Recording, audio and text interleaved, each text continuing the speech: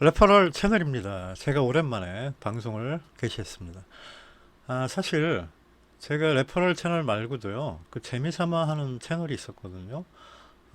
저도 야구를 좋아하기 때문에 야구 팬으로서 그 우리나라 그 프로야구 오심이 너무 심하길래 오늘 오심이라는 채널을 만들어서 네이버에서 사실 뭐 야구 영상을 좀 땄습니다. 그래서 오늘 오심이라는 채널을 만들어서 물론 뭐 위에 그림도 씌우고 카피도 씌우고 했거든요.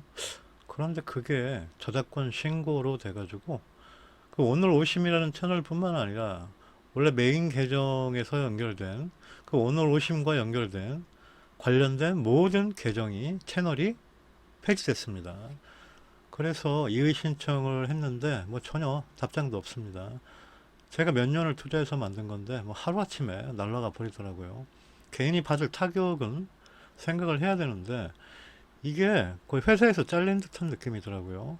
그것도 어느 날 갑자기 저작권 신고가 여러 건 접수돼서 이 계정과 연결된 모든 채널은 폐쇄됩니다. 이렇게 나와서 제가 뭐 이메일로 여러 차례 뭐 이의 신청, 조정 등을 했지만 전혀 답장이 없습니다. 예, 답장이 없고 4개월이 흘렀는데 뭐 이제 더 이상 안 되겠다 싶어서 제가 레퍼럴 채널을 다시 만들었고요. 물론 똑같은 이름으로는 할 수 없기 때문에 앞자만 소문자로 해가지고 시작했습니다. 저는 뭐 여러분들에게 그냥 다양한 암호화폐 및 여식이나 이런 것들에 대한 정보를 제공할 생각입니다. 뭐 앞으로 그 크립토 관련, 암호화폐 관련 다양한 정보를 여러분과 함께 접하고 제가 관심이 있으니까요.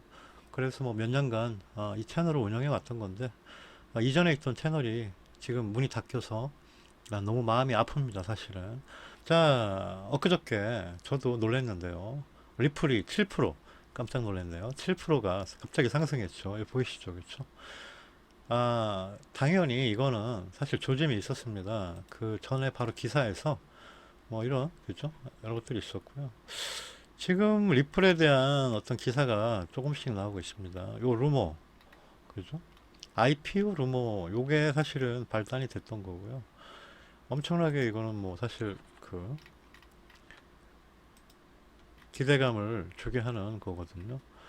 9월 29일 뉴욕에서 열리는 리플 커뮤니티 파티가 있습니다. 그 리플이 기업 공개 IPO를 발표할 것이라는 소문이 확산하고 있다. 이렇게 됐을 경우에 38%가 IPO 발표를 예상했다라고 하고요. 리플은 우리나라를 비롯해서 그 뭐 리플 관련 맹신하신 분들을부터 해가지고 리플에 관심이 있는 분들이 상당히 그렇죠 많잖아요. 그렇죠. 이게 지금 IPO를 추진한다면 최대 35달러까지 상승할 수 있다.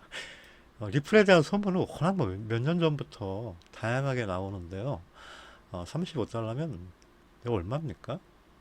그죠? 우리는 지금 1,300원으로 계산을 하면 거의 45,000원 이상 되네요. 그렇죠? 45,000원 정도인데 지금 리플이 뭐 700원이잖아요. 그렇죠?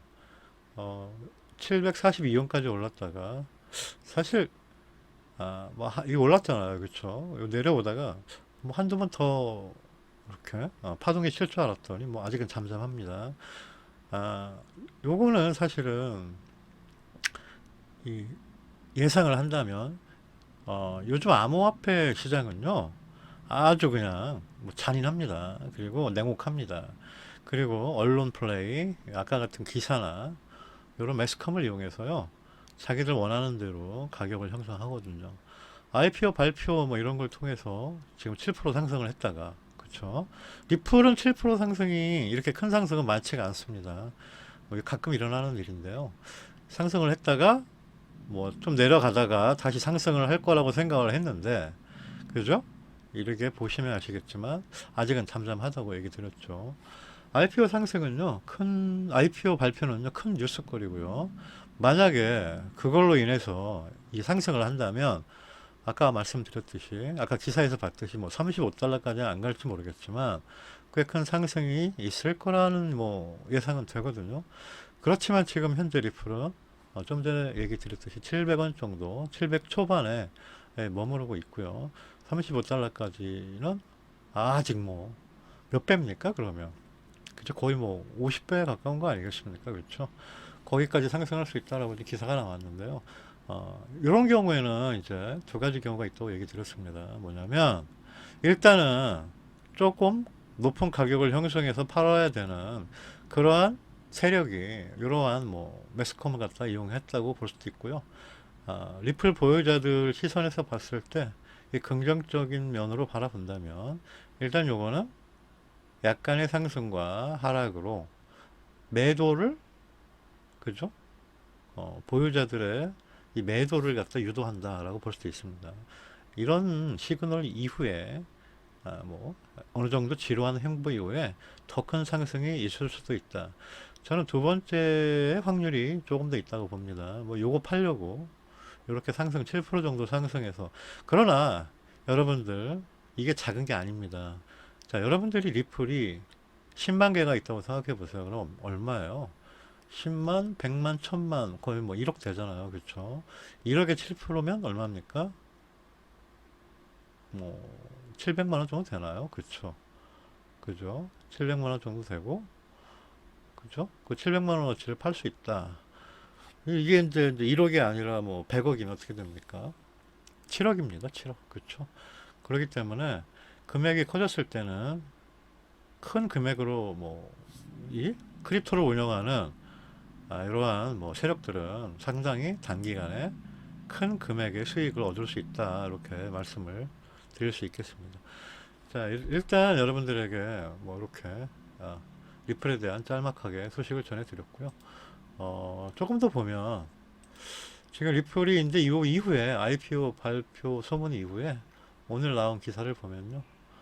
자, 이거 보겠습니다.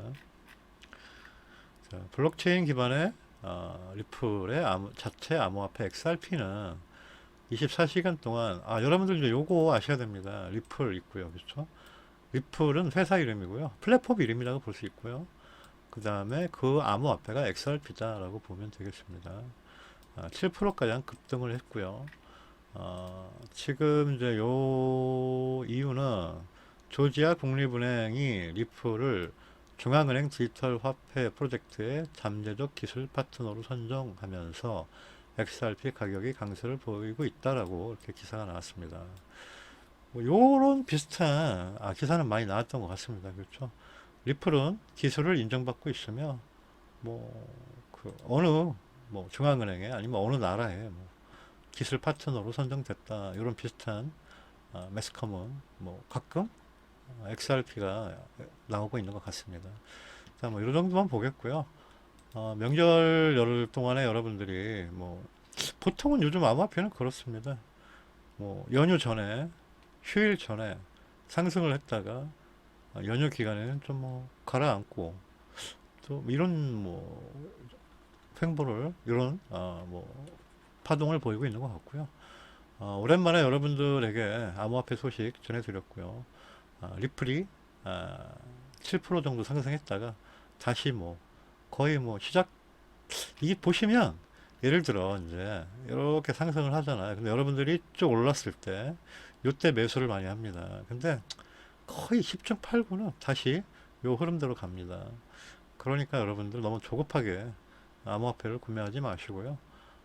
괜찮다고 생각하고 미래가 좀 있다라고 생각하는 암호화폐를 쌀 때, 그죠? 쌀 때 매수를 하는 게 맞는 것 같습니다. 큰 폭으로 하락했을 때. 리플은 뭐 이렇게 최저 가격이, 그죠? 한 200, 300원 정도라고 생각하시면 되겠네요. 그렇죠? 300원 정도. 다시 이 가격이 뭐 과연 올까요?